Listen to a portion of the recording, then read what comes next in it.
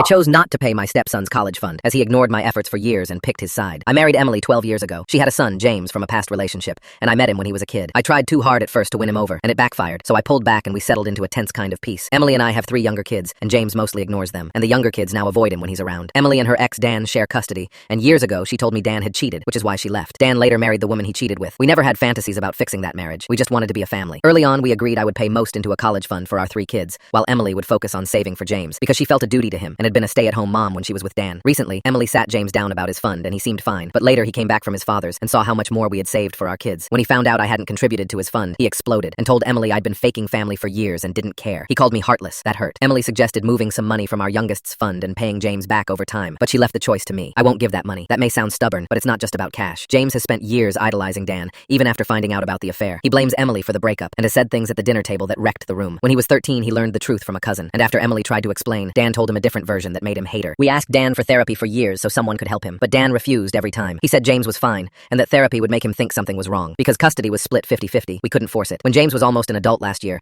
we asked him directly about family therapy, and he refused, saying I wasn't family. I've never resented James, and I don't now. I'm tired. I'm tired of being treated like an outsider in my own house, and of the way he treats my children. We tried to include him in birthdays and trips. He went to Disney for his 11th birthday, and some of Dan's boys went too. Our daughter didn't. Emily started the college funds about a year after our daughter was born, because she had been getting back on her feet. That left a gap. People on forums say we dropped the ball by not forcing therapy through the courts when he was small, and maybe they're right that more should have been done. But Dan always blocked those efforts and painted our moves as hostile. He told James Emily and I wanted to send him away so we could have a happy family. When James found out his fund was smaller, Dan stoked him into thinking we were undercutting him. James came home demanding more money, expecting me to step in. I asked him point blank if money would make him treat me or my kids any differently. He said no. He said he would always blame me for his parents not getting back together, and that one day, when he left for college, he planned to cut us off and maybe return only when he was ready to forgive his mother. That hit Emily hard. We had a long, painful talk. James admitted he'd been told lies at his father's place, that Emily would come back, that Dan's marriage was temporary, that therapy was a plot. He said he had hoped his coldness toward our kids would make Emily see us as the problem and come back to Dan. He hoped, absurdly, that by pushing us away, she'd choose him again. After that conversation, we sat down as adults. I decided I would not put my money into James's college fund. Emily will keep contributing her share, and she plans to pay any college directly to the school, so James can't claim I'm skimping later. If he skips college, the plan is to hold the money until he's older. We're done forcing family therapy. He refused and says he wants distance. Emily and I will keep getting our own counseling. We need help with the hurt and the loss. We also have to protect our younger kids from walking on eggshells. If James is happier with his dad's household, then we'll step back and let him have that. It breaks Emily, and it cuts me too. But after years of trying to bridge a gap while Dan pushed in the other direction, we're exhausted. We did what we could with visits, gifts, and attempts to include him. We tried to be fair. In the end, the choice fell not to us but to James, and to the man who filled his head with stories. I don't know if I'm petty for refusing the money, but I also know I can't give what feels like a reward for rejection. We'll love him from a distance if that's what he wants, and we'll be ready if he ever wants to come back. Years ago, we asked a lawyer if courts could force therapy. He said without proof, they likely wouldn't. We felt helpless. We watched Dan twist facts, and there was little we could show. Now we focus on making our house calm and safe for the younger kids so they don't grow up picking sides. Emily and I will keep working on ourselves and be ready if he ever reaches out.